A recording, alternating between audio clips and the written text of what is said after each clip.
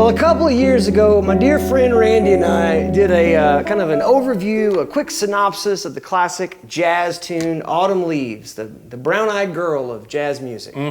Meaning it's a song that just gets played a whole lot, right? And what's funny is the first time I thought we should do an episode on this, number one, somebody mentioned it in the comments, but number two, I just had a memory of being somewhere in kind of a slap together gig, and you're trying to figure out tunes you can play together real quick, and somebody called Autumn Leaves, and I didn't know it. Faked my way through it. They were like, "You play the head," and I was like, I could hear it, and I could fake it enough to where they thought maybe I was trying to do something with it, when in reality I wasn't doing anything with it, And so I thought it'd be really good to take another look at this, but this time I want you to put one of your arrangements on it. And so I've got some charts here. Randy and I met prior to this, and I'm going to do my best to keep you on track. Thank you. You're welcome. Yeah. Help me remember the arrangement. Well, because I know when you're playing, you tend to, obviously you stick to the melody and you stick to the form, but in the moment you'll do a lot of different things that you're feeling the music in the moment, right? And I rarely play it the same way twice. Yeah, and I love that. So we have that. We also, you can't talk about this arrangement and what you can do with this song without bringing up this idea of polychords, where you have multiple ways to look at even one chord, but also several chords that kind of equal one chord, happening quickly. And we've talked about that kind of stuff before. And so with that, this is a little bit more of an advanced arrangement of Autumn Leaves. It also, this particular episode of Chords and Coffee boasts some of the longest chord names of a chord, but also the simplest chord chart to date, which is just it's a single B string. That's it, right? So without further ado, let's live up to the hype here, and let's jump right in. So the first, you've got the melody and the first, and we'll put the form of the song up right here, and maybe if I remember, we'll bring that up just so you can kind of see where we're at. But we've got those three pickup notes, and we're into this first A minor 7, which is index finger on the 7th fret of the D, pinky on the 8th or the 9th fret of the G, middle on the 8th fret of the B, and then ring on the 8th fret of the high E. Why did you choose that voicing? I like the A minor 7th. And for this arrangement, I wanted just something that people could wrap their minds around. So you just go. And that sometimes I might move this root up here and go. Oh, nice. Yeah. Walk my way into the D7. And I couldn't see, but are you playing it? Sorry. You're just playing it just like that on the B string there? I start here. Oh, really? I like that tone of that 3rd string up there, so I like that dark sound. So you're playing the E on the G string of the 9th fret, and then the F sharp on the B string at the 7th, and then up here to the 8th on the same B string, and then that walks my middle finger into that chord. Oh, that makes sense. So I already have an anchor point there. Nice. And then and that walks us into the D9. Yeah, so that's just an E flat 9. We've got the middle finger on the 6th fret of the A, index fingers on the 5th fret of the D, ring fingers laying across the G, the B, and the high E on the 6th fret. Slide the whole sheboying down a half step to the D9. And I'm doing the inside 4 strings. So you're not playing the high E at all. Gotcha, no. Yeah. I like that. And then this next one, this G major 7, wins the Stretchy Award. My Johnny Smith chord? Yeah, play that. So then what I do is I walk it up and go.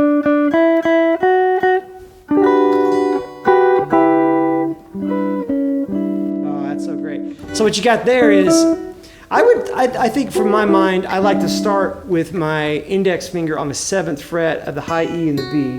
And then my pinky, you can do it. I just felt somebody going, nope, can't do it.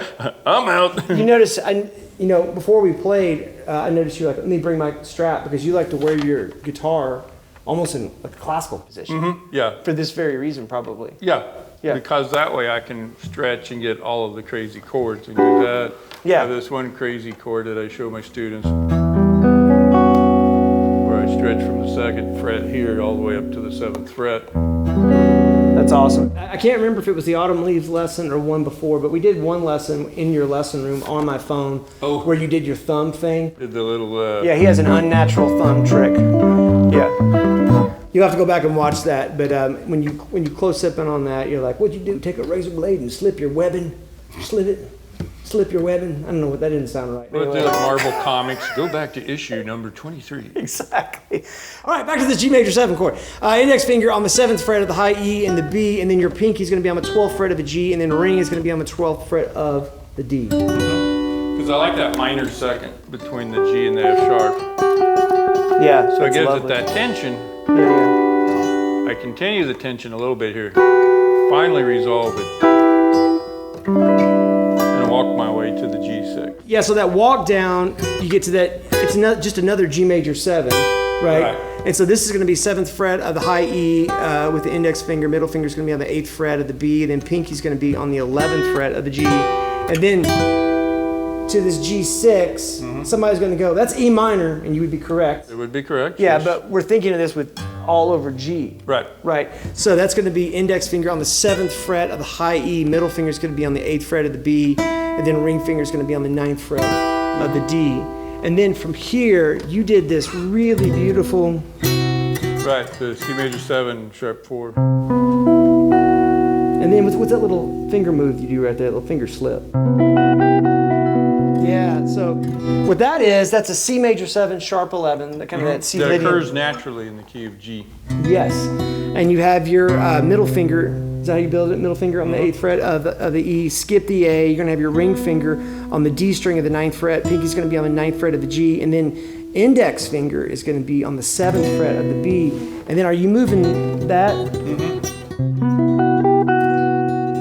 Oh, that's so cool. Yeah, so when you see that chart, that's what that little parenthesis So what I do then, means. on the melody, I'm going...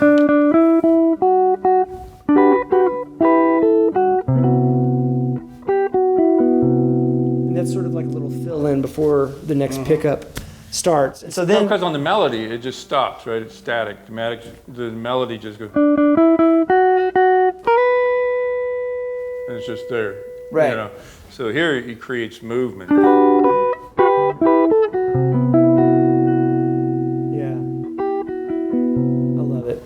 I love it. I love that Lydian sound. Okay, so then after that, now this is the first time we see this F sharp minor 7 flat 5. And this is the good old just working man's F sharp minor 7 flat 5. This is going to be index finger on the 9th fret of the A string. Ring finger is going to be on the 10th fret of the D. Middle finger is going to be on the 9th fret of the G. Then pinky is going to be on the 10th fret of the B. And then now, here comes our first sort of highfalutin chord. Yeah, so you got the...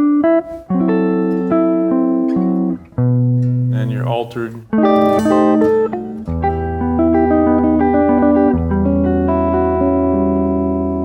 So that's going to be B7 alt. This is, like, you can think of this as kind of like an F9 chord, but it's really a 13. Because you got it up here over B, right? So dip it into this polychord thing, but we'll save it here for the big show coming up here in a second. Yeah. Right. But this, the easiest way to do this, and you may be thinking, when in the world am I ever going to play this chord? It comes up a lot. In fact, so much so that you'll see, if you start paying attention, you'll start to see a dominant 7 with ALT off to the side of it, and that's what that means, is it's altered. This is going to be index finger on the 7th fret of the low E, skip the A, middle finger is going to be on the 7th fret of the D, ring finger is going to be on the G of the 8th fret and the B of the 8th fret, and then your pinky's on the 10th fret, 10th fret of the high E. And then take it off, and then lay your ring finger across the G, the B, and the high E. That's at B7 sharp 5, flat 9, and then resolved to this beautiful... When you showed me this E minor 6/9 voicing, I about flipped my lid. This is the coolest voicing ever. And Yeah, I it's easy. love the sound of this. Yeah. So what you have is regular old E minor, index finger across the 7th fret of the A to the high E. Just build an A minor underneath that with your middle finger on the 8th fret of the B. Pinky's going to be on the 9th fret of the G. And then ring is going to be on the 9th fret of the D. And then, let's see. What am I doing wrong here? There it is. Yeah. I was about to say we did a whole episode on minor major 7 chords, and I couldn't even play it just then. I do need a cup of coffee. Anyway, so the next chord is an E minor major 7. It's an E minor chord with a major 7 in it. I don't know how to describe it any more plain than that. The way I look at it, it's like you've got an E minor chord. And I look at when I arrange songs like this, I'm thinking in terms of like a horn section, like in Count Basie's orchestra. So in my mind, I'm hearing the one trumpet go like that. So then everybody else is playing the same note till I get to here. Yeah, so rather than being encumbered by, gosh, I got to know all these different kinds of chords, you're just hearing this melodic movement. Right. And trying to play as much of the chord, the normal, like regular chord underneath it. Yeah, I don't always succeed, but I try to do like George Van Apps and Jerry Reed, where they looked at, you had 2 independent lines, and oftentimes more than 2. So like, so here, you got these 2 voices here, and then this one where the voices just move. Yeah. You could just as easily take this and go. Very Bach. And yeah, exactly. Yeah. A lot of jazz musicians studied Bach's, music for that reason, to get the counterpoint. So after that regular E minor chord, and you have that E minor major 7, that's just going to be middle finger, or pinky's going to move, pinky's going to move to where the ring finger was on the 9th fret of the D, middle finger's going to be on the 8th fret of the G, and then your ring finger's going to be on the 8th fret of the B. And then you just take your middle finger off to make an E minor 7. And then this cool chord, E minor 6, it's an A13 with E in the bass and no A in the bass, right? Right? That's the way I visually, that's how I would visually. What you have here is you have your index finger is going to be on the G, so it's going to be on the 5th fret of the D string, and then you're going to have your middle finger on the 6th fret of the G, and then your ring finger is going to be on the 7th fret of the B, and then E is in the bass. So that's the difference with the E in a bass. It's an E minor 6 add 9. Yeah. If I put the A in the bass, then it becomes an A7, 6, A13, where you just... There is, that is kind of, to me, the theme of this particular arrangement of this song is that you have some familiar chords with maybe one little change that makes a huge difference, right? Yeah, it's like a spinning wheel. Spinning wheel just has that upper voice. Yeah. Yeah. For blood, sweat, and tears. Yeah. So it's just that same voicing up here, but the bass note changes. That's cool. We need to look at that tune. That's a cool tune. All right, so then You land here, and then you can do little cool things like this with the minor 6/9. It's another lesson, kids. So once we get to the E minor 6/9, is what that is, right? Everything that we've done up until this point, you do it again with the exception of this last. Right. Right? So then, when we're at the end. Yeah.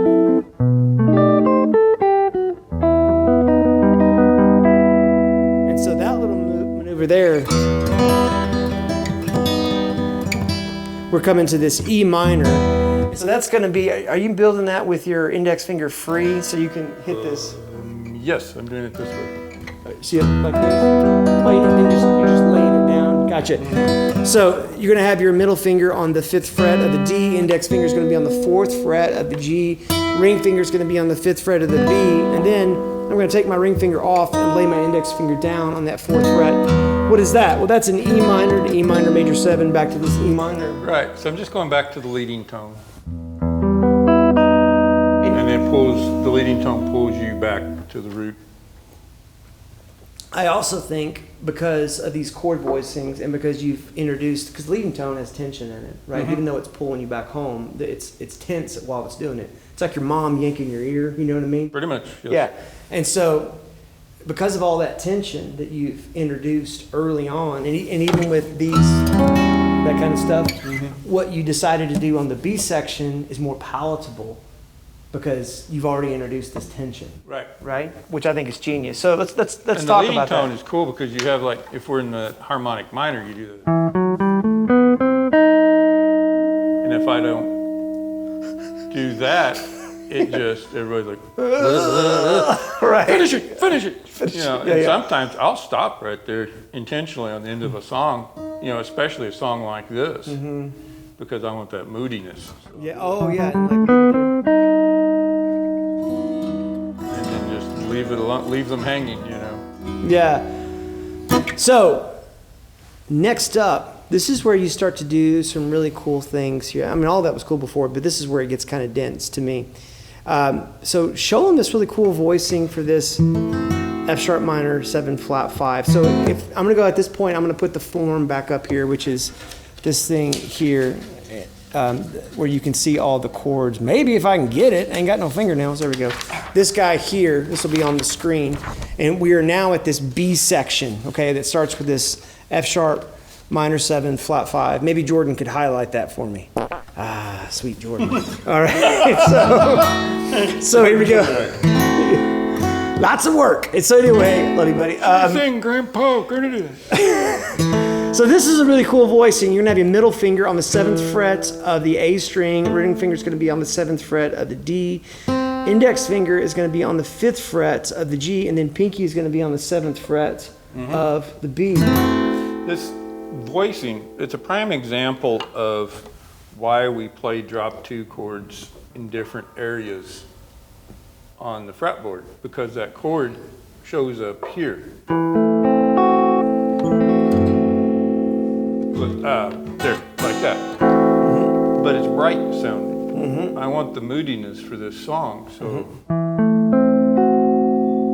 little darker. You know, this is a little dark chocolate, regular chocolate. Milk chocolate. You know, so nothing wrong with regular chocolate, but sometimes you want it. Yeah. So I've not changed anything other than the strings, and then those bigger strings, their overtone series just makes that darker. The natural harmonic order that's coming out of those bigger strings, like that.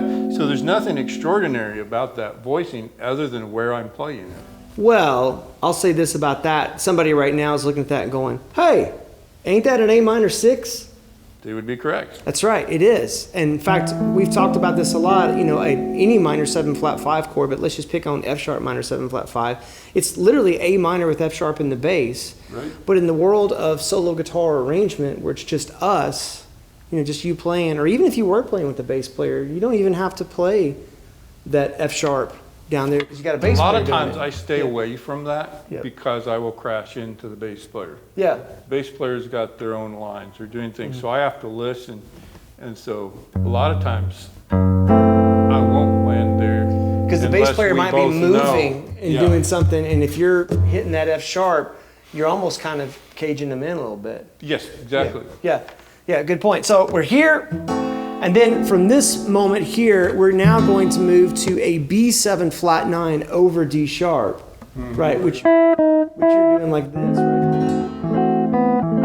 And so what that's going to look like is going to be middle finger on the 6th fret of the A. You're going to have your ring finger on the 7th fret of the D. Index finger is going to be on the 5th fret of the G. Pinky's going to be on the 7th fret of the B. And you might be saying right now, well, holy guacamole, Nate, that looks just like a D7, or excuse me, a D sharp. That's a D sharp Diminished 7, yeah, Nate. I get there in a minute. And it is, but this is another way to voice that chord, which is that whole polychord thing we were talking about before. And at some point we'll do a lecture on that.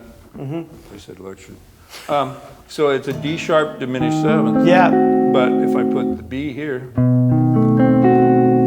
then it becomes the B7 flat 9. yeah, but again, we're staying out of the way of the bass player. We're also embracing all this beautiful tension. So then after that, we've got an E I'm minor. also creating a moving voice right there.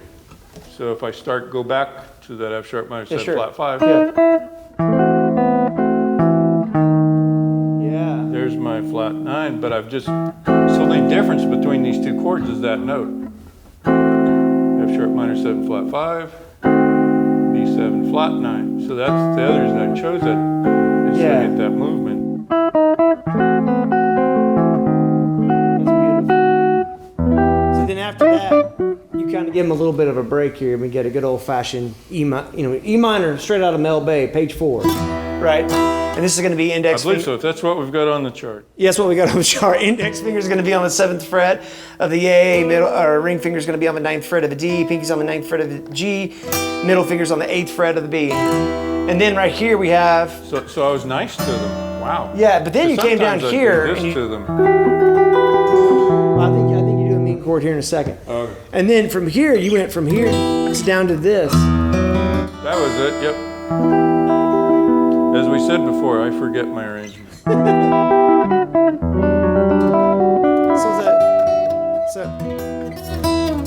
Because that lets me then do some of my open string stuff where I can do. Nice. Well, this chord here, I love this. This is an E minor 9 chord. It's really easy, and you're going to use this now for every time you see an E minor 9. So this is going to be open E on the low E, skipping the A, ring finger is going to be on the D string of the 4th fret, open G. Because we know I love minor seconds. Yeah, meaning that F sharp and that G right next to each other, that's that minor second thing he's talking about. It's a black key and a white key next to each other on the piano. Yeah, and then you're going to have a D on the 3rd fret of the B and then an open E, so the whole thing sounds like this. Somewhere between Pink Floyd and the Shire. Yeah. It's nice. So then... Because it creates that mood, right? Autumn leaves is, we're it's despondent, moody. Our significant other left us in autumn. Actually, the original song was a French song, and I believe the translation is Dead Leaves. That makes sense. Yeah, it's like I'll have to look up how to say it, but it's Dead Leaves, that's what it is. Anyway. The only French I know is French fries.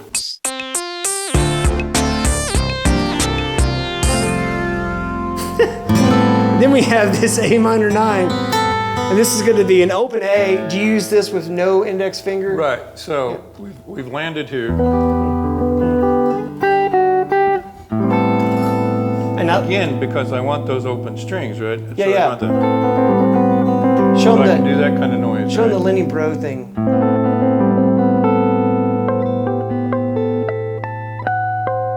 Yeah, that's really lovely to do over that. So this is going to be an open A string. Middle finger is going to be on the 5th fret of the D. Ring finger's 5th fret of the G. Open B, there's your minor 9. And then your pinky, it's going to be on the 5th fret of the high E. Now, this little D7 maneuver that you do, these three where and then, see, I was paying attention. Whoops, nope, maybe not. Oh, that's where that came up. Yeah. So, Yeah. so we're going.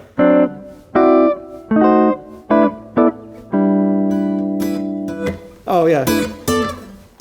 So this comes from those jazz guitarists in the 50s that I always listened to, people like Barry Galbraith, Al Caiola, George Barnes, and others, is they would use these voicings to have that movement. Again, I'm imitating a horn section, so I'm going. That's beautiful. So what is that? Well, so first of all, we're going to start on this D7. And just these 3 strings here in the middle on the D string of the 4th fret with your middle finger. Ring finger is going to be on the 5th fret on the G. Index finger is going to be on the 3rd fret of the B. D7, and then this D9. You can make that jump. You really can. You just practice it. Plus, it's a slow tune. We're not in a hurry here. This time, what I have to do, I call this a leap of faith, right? You're leaping from one rock to another, and you're having faith you're going to land on the next rock. So the way you practice it is you go here, go. Yeah. Set a timer. Don't get crazy. Don't do like, I want to do this for 2 hours. Don't do that. No, yeah. Maybe like half a minute or whatever. The other thing is with a weird chord like this, just practice making it. Just go. And then your fingers start memorizing that shape. Yeah. Same thing. Set a timer for whatever, half a minute, That's so something, and then just sit there. Make sure there's nobody else in the house so they're going nuts. But you're just going to go. Things to and practice then practice alone. the. Yeah, so that chord there, that D9, that's going to be index finger on the B string of the 7th fret. Your middle finger is going to be on the 9th fret of the G. Ring finger is going to be on the 10th fret of the D. Pinky is going to be on the 10th fret of the high E.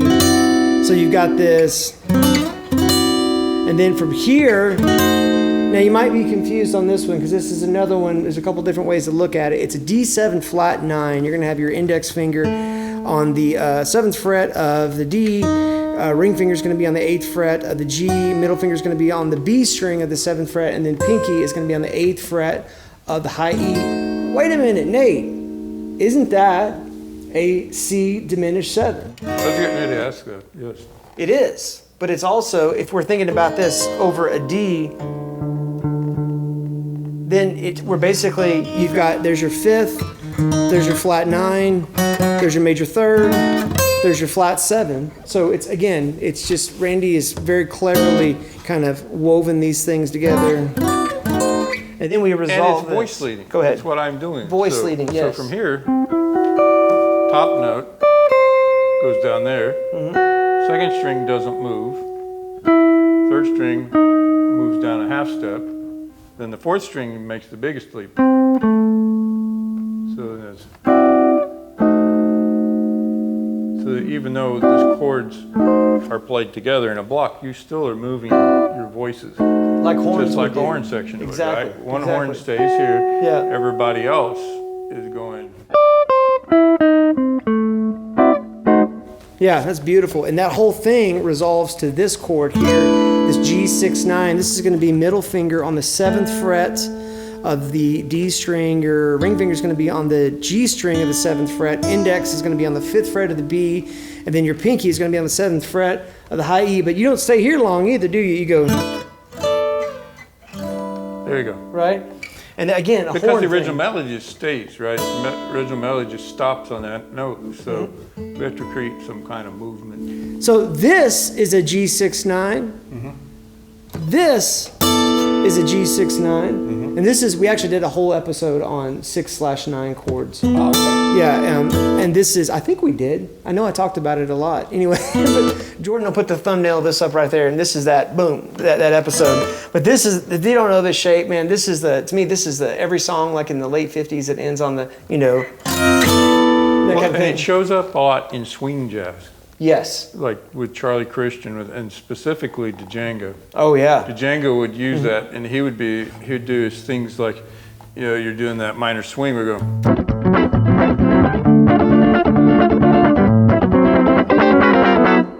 He would do that. He would walk those because those notes are in fourths. Yeah. And it just has that really cool sound. Yeah, so it's a cool voicing to learn. And like this, I would do it. Now, do you do it with all of your fingers or you bar it? I do it this way. So you bar index and third finger. Yeah, we'll do it the Randy way here. So you're going to take your index finger. It's whatever works for your fingers. Mine just will flatten out. Yeah. Let's try it this way. Let's do 9th fret of the D and the G with your index finger, then your ring finger on the 10th fret of the B and the high E. The other way to do it is where you have your index and middle on the 9th fret, and then your ring and your pinky on the 10th fret. Randy, you approve of both ways? The reason I do this is because if I switch to rhythm, then my middle finger comes over here and goes. Yeah. That's cool. So then after this guy, you come down here, and this is another 6 chord that's really useful. This one to me is always day after day, alone on a hill. The Beatles. Yeah. Even though I can't sing in key with that. But there it was. Yeah. Index finger on the 5th fret of the D string. Ring fingers on the 7th fret of the G. Middle finger is going to be on the B string of the 5th fret, and then pinky is going to be on the 7th fret of the high E. So all of that is that G major 7 moment, right? Let's start from the beginning of the B section and kind of play up until this point so everybody can have a reference for where we're at. So starting on the F sharp minor 7 flat 5, that's this. Yep.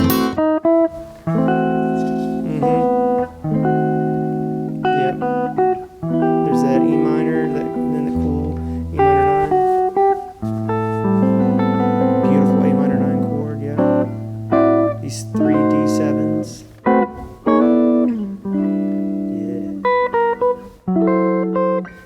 Now right here, this is kind of where we've made this far here. This is another really cool minor 7 flat 5 voicing here. So think of this, it's almost like an F sharp 7, and then you're sticking the flat 5. We've moved from drop 2 to drop 3. Drop 3! Here we are. Have you told everybody about drop 3s yet? Hadn't even begun to think about a drop 3 yet. But anyway, here we go. It's another episode. It's another episode. So middle finger's going to be on the A string of the 9th fret. We're going to skip the D. We're going to have our ring finger on the G string of the 9th fret. Pinky's going to be on the 10th fret of the B, and then index finger is going to be on the high E of the 8th fret on that C note. Now from here, you go down to here. Yes. And you might be thinking, well, isn't that the better part of a D9 or an A minor 7 or A minor 6, I should say? And I would say you'd be right. It's right. Index finger is going to be on the 4th fret, the D, and then you're going to have your ring finger on the G, the B, and the high E of the 5th fret. So, and then where am I? I lost my place. Ready for the and then that. yes, and then With we're back to the this. moving voice. Yeah, so we already explained this shape, but show them that little thing, that little enclosure that you do. What I'm doing is this.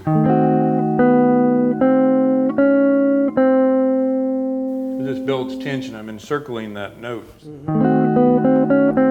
Again, me imitating a horn section. You're doing that all with your index finger? That's so cool. So from there, now we go to, now this is the part, so this is like the end of the tune. This is almost like the C section, would you say? Yeah. At this point? Yeah, it's A, A, B, and then C. Yeah, and so when we get to here, there's kind of two schools of thought on this. There's the regular way, which is going to be like good old-fashioned E minor 7, Right. Doobie Brothers. Right? Is that song even in the key of E? I can't remember. Anyway, it doesn't matter. Doobie Brothers. Anyway, index finger on the 7th fret, the A all the way to the high E. Middle finger is going to be on the 8th fret of the B. And then you're going to have your ring finger on the 9th fret of the D. And then we're moving to an A7, actually A9, right? Because of the melody. They're pedaling the melody note. Yeah. Index finger is going to be on the 5th fret of the D. Open A, by the way, 5th fret of the D. Middle finger is going to be on the 6th fret of the G. Or no, that's ring finger. I'm sorry. Middle finger is going to be on the 5th fret of the B. And then pinky is going to be on the 7th fret of the high E. And then from here, you got this really cool, this little D minor 7 with the added 6. And then this is going to be like a regular D minor 7, right? Index finger from the 5th fret all the way from the A to the high E, and you're going to have your ring finger on the 7th fret of the D. Make sure you have that 5th fret of the G, and then middle finger is going to be on the B string of the 6th fret, and then put that pinky down for just a little tension and melodic interest on the 7th fret. This is where I learned a lot of weird chords, was learning to play solo guitar because of the melody. Trying to keep So the that melody was that B, Yeah. and then the underlying harmony was a D minor 7th. Yeah. So that's how I arrived at that. And then that goes to a G13. Then I'll ask you to play it, but let me give you this G13 really quick. I always do it like this. Index finger on the low E, skipping the A, low E 3rd fret, skipping the A, middle finger 3rd fret of the D, and then ring finger 4th fret of the G, pinky 5th fret of the B. You do it like this, right? That, sometimes I'll play it open. I love that voicing.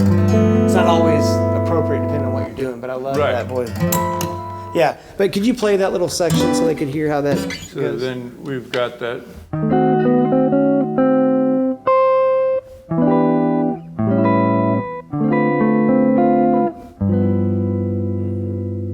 Now, from here we have, let's see, there's a whole other way to play that. Let's see. It's a chromatic descent, right? You've got Yeah. the bass line is just going to walk down from E, E flat, D, C sharp. Because then that C sharp will move to that F sharp Yeah. in a 4th interval. In the original, it moves down a half step, right? You're going with the chromatic descent, it sounds like this.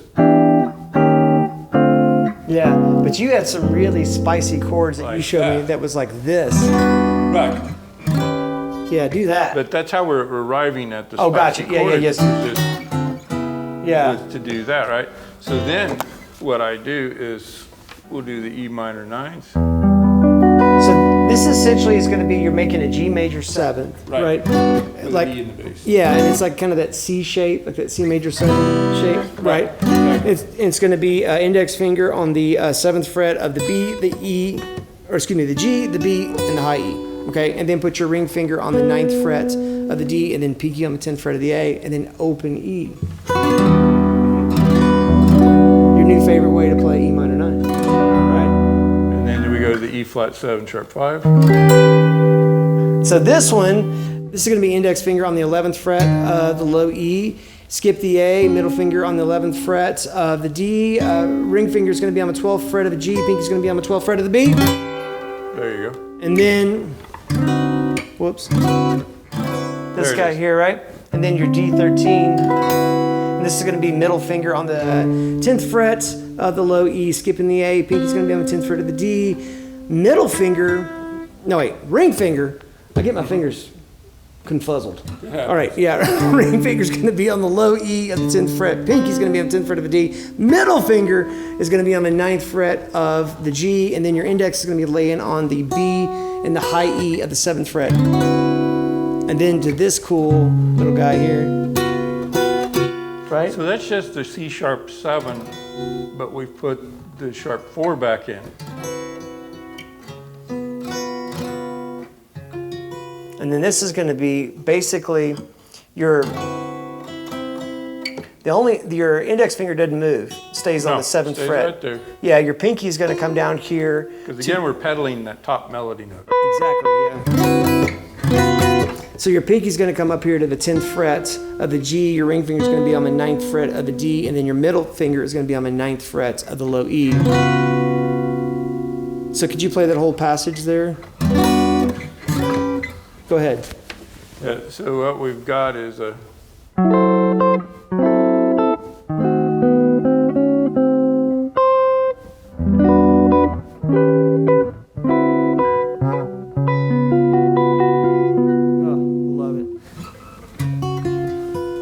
And then from here, we kind of give you a break going back to the regular F sharp minor 7 flat 5, which we've talked about before, and then this B7 flat 9 over D sharp, which we've talked about before, and then a G octave. And then finally, the simple... You're welcome. We gave you a break. Just to be straight. So this G octave is going to be on the 5th fret of the D string and the 5th and the 8th fret of the B, not playing anything else. And then, like Randy said, just an open B. And then play. Because that way it sets me up for these last two chords because I'm...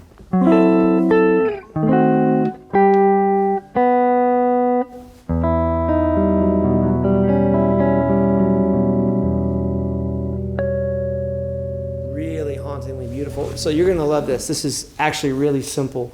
It sounds complicated, but it's an E minor, major 7, add 9.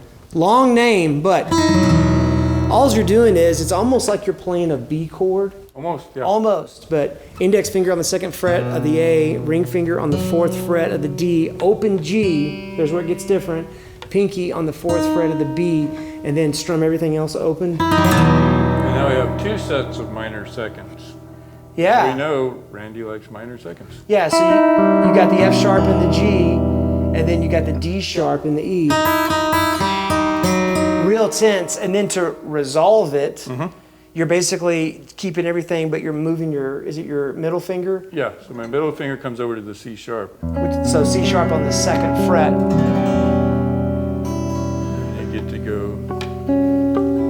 And because of all the tension that you've woven through this, the ear somehow accepts that as like, it's she left, it's gone. The leaves are in fact dead. Yeah, beautiful. And hopefully when she hears us play this, she'll be sorrowful. Yeah, she'll come back. She'll come back. Yeah, we'll go out and get some falafel. Something. Yeah, who knows? Anyway, that's a pretty stout arrangement of that song.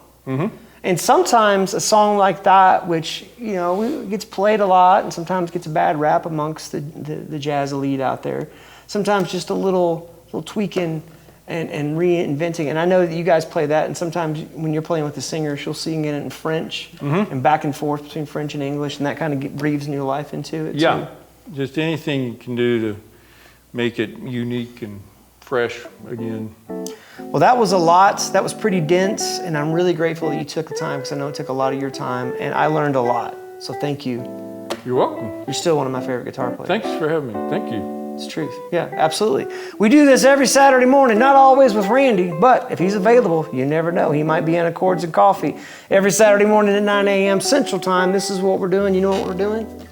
My friend, we are living life the best we can with a guitar in our hand. And coffee. We'll see you next week for another Chords and Coffee.